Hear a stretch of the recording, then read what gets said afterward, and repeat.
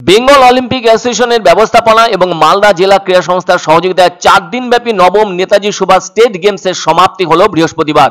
শুরু হয়েছিল 7ই এপ্রিল সোমবার মালদা শহরে। এই স্টেট গেমসের উদ্বোধন করেছিলেন ইংরেজবাজার পৌরসভার চেয়ারম্যান কৃষ্ণেন্দু নারায়ণ চৌধুরী, বেঙ্গল অলিম্পিক অ্যাসোসিয়েশনের ভাইস প্রেসিডেন্ট স্বরূপ বিশ্বাস, বিশিষ্ট ক্রীড়া ব্যক্তিত্ব বিশ্বরূপ দে। সব মিলিয়ে এই স্টেট গেমসে 35 রকমের খেলার বিষয় রাখা হয়। এর মধ্যে বিশেষ করে গুরুত্বপূর্ণ জলকেন্দ্রিক ক্রীড়াগুলি উপযুক্ত পরিকাঠামোর অভাবে কলকাতার একাধিক স্থানে অনুষ্ঠিত হয়, যার মধ্যে রয়েছে রোয়িং, ওয়াটার বাইক সহ 6 রকমের খেলা। আর বাদবাকি 29 রকমের খেলা মালদায় অনুষ্ঠিত হয়, যা এদিন শেষ হলো। এদিকে এতগুলো ইভেন্টে এবছর অংশ নিয়েছে কোচ এবং অফিসিয়াল ও খেলোয়াড় মিলিয়ে মোট 6700 জন। যদি ধরে নেওয়া যায় 700 জন কোচ এবং অফিসিয়াল, তাহলে বাকি 6000 জনই খেলোয়াড়, যা কিনা বিরাট সংখ্যক ব্যাপার। তাছাড়া একটা স্টেট গেমসের আয়োজন করতে গেলে প্রকৃত পরিকাঠামো ছাড়াও সম্ভব নয়। সেদিক থেকে ভাবলে মালদাতে করা সম্ভব হলো। তবে শুধু যে মালদা শহরের বিভিন্ন স্টেডিয়াম বা মাঠেই হয়েছে এই খেলাগুলো তা কিন্তু নয়, জেলার অন্যান্য অঞ্চলেও খেলাগুলিকে ছড়ানো হয়েছে।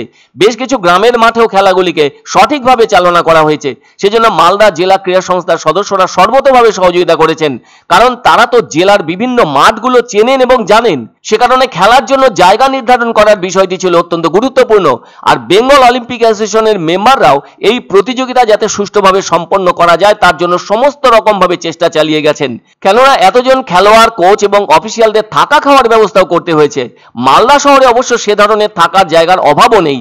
তাছাড়া অনেক বড় জায়গা, সুবিধের সুযোগও আছে, ফলে খাওয়া থাকার ব্যাপারে কোনো ধরনের সমস্যা হয়নি এখানে বলে জানা গেছে। এদিকে অ্যাথলেটিক্সেই আছে 20টি ইভেন্ট। দৌড়ের ব্যাপারে 100 মিটার, 200 মিটার থেকে শুরু করে সর্বোচ্চ 5000 মিটার পর্যন্ত কয়েকটি পর্যায় ছিল।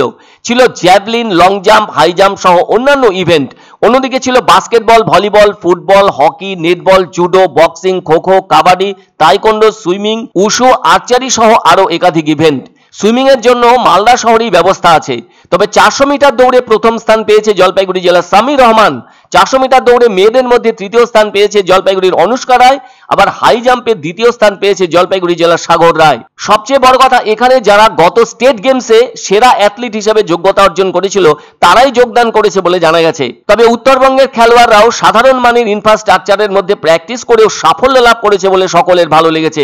শিলিগুড়ির আশরাফ আলী হাই জাম্পে স্বর্ণপদক পেয়েছে। অন্যদিকে আর্চারি বিভাগে কিন্তু রাজ্য সেরা হয়েছে জলপাইগুড়ি জেলা। এক্ষেত্রে জয় জয়কার বলাই ভালো।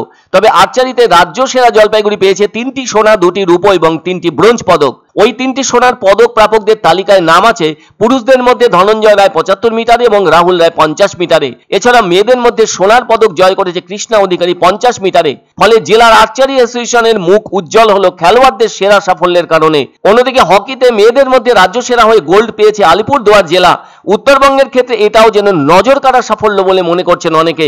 অসম্ভব ব্যস্ততার মধ্যেও এই স্টেট গেমসের ফল জানিয়ে সহযোগিতা করেছেন পশ্চিমবঙ্গ রাজ্য অ্যাথলেটিক অ্যাসোসিয়েশনের জয়েন্ট সেক্রেটারি উজ্জ্বল দাস চৌধুরী। জলপাইগুড়ির রেজাল্ট হচ্ছে সামির রহমান গোল্ড পেয়েছে 400-এ, অনুষ্কা কর 400 মিটার মহিলাদের ব্রোঞ্জ পেয়েছে এবং সাগর রায় সিলভার পেয়েছে। এখানে 29টা গেম অনুষ্ঠিত হচ্ছে, মোট 35টা গেম অনুষ্ঠিত হচ্ছে, বাকি 6টা গেম কলকাতায় অনুষ্ঠিত হচ্ছে।